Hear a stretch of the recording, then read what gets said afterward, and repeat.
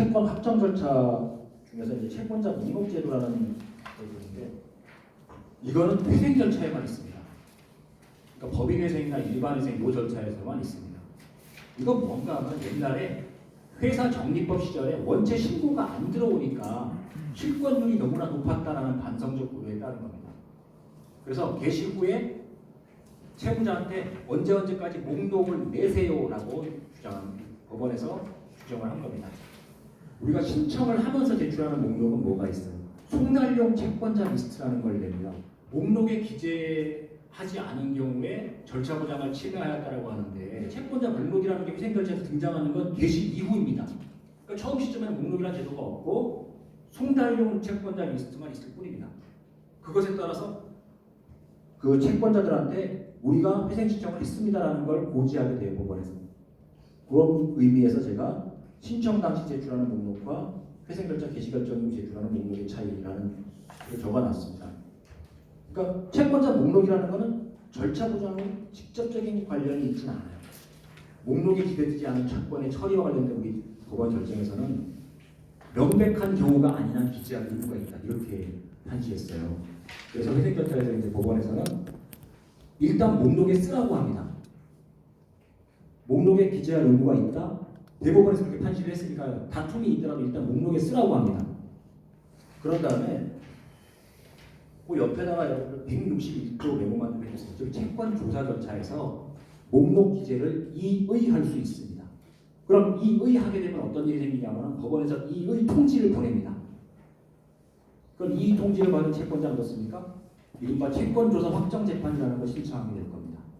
그 목록에 기재를 했는데 이제 채권자가 채권 신고를 하지 않았다. 이런 경우에는 목록 기재대로 확정되는 채권 확정면은 있습니다.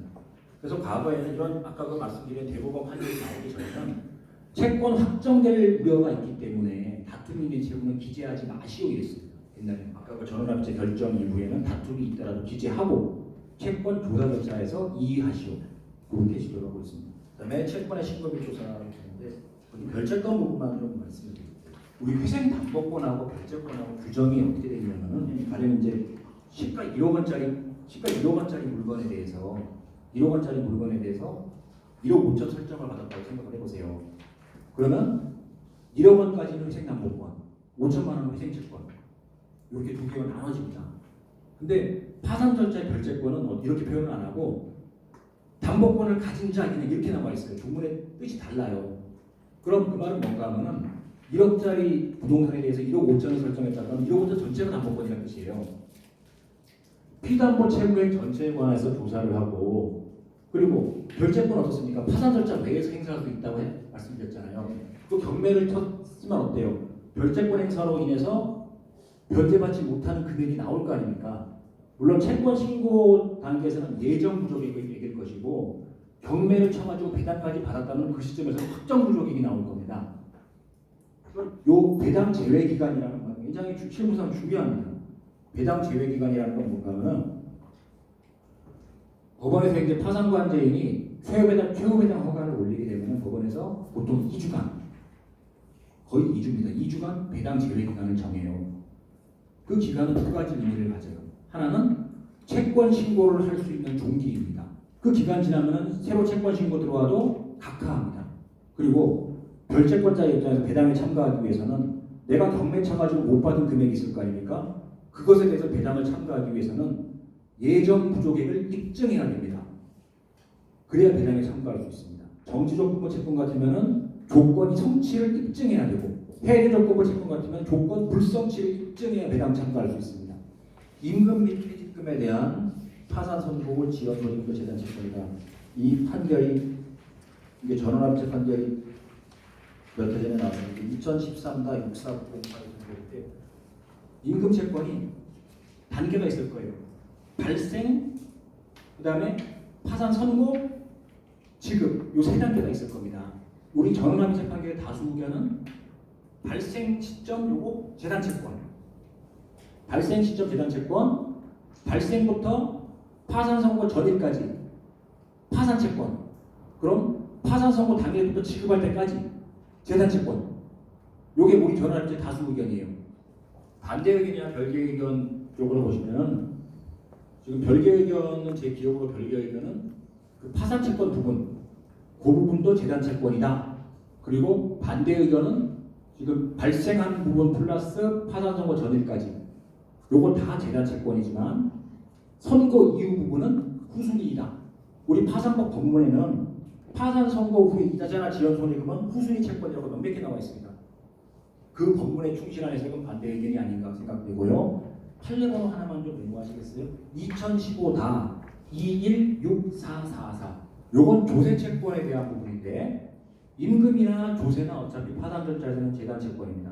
근데 요 판례는 그동안의 논쟁을 다 해결을 했습니다.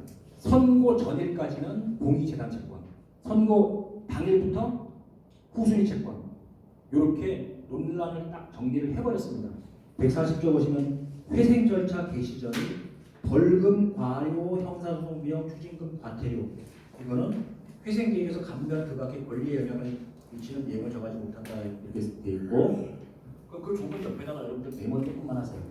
권리 변경 불허 이 조문의 뜻이죠. 권리 변경이라는 게 변제기 지연, 분할 변제 다 권리 변경이니까 다 안 된다는 겁니다. 두 번째가 의결권 없음. 근데 문제는 요 140조 1항의 청구권은 파산 절차에서는 후순위입니다. 후순위 채권이 뭔가 하면은 배당 이후에도 재산이 있을 경우 배분되는 채권입니다. 생길 여지는 거의 없어요. 근데 간혹가다 생기는 경우가 어떤 경우가 하면은 파산 절차 진행 중에 대형 부인 소송이 생기는 경우가 있습니다. 그리고 그 2항에 보시면 제가 그냥 말로 설명드릴게요. 2항에는 국세 우선권이 있는 채권들입니다. 일반 채권보다 우선하는 채권들입니다. 주로 국세, 지방세, 4대 보험 등등입니다. 3년 분할할 경우에는 과세권자의 의견만 들으면 되고 그 이상의 분할 변제 기간을 정하려면 동의를 받아야 됩니다. 140조 2항의 조세 부분에 대해서는 보시면은 이게 회생 절차에서 파산 절차에서 1항의 채권들 특히 과태료 같은 게 요즘에는 좀 상당히 문제가 돼요. 그 앞에 있는 벌금, 과료, 소송 비용, 추징금 이런 건 많지가 않아요. 물론 추징은 또 그 나름의 많기는 하지만 나름의 정당성은 있다고 생각을 해요.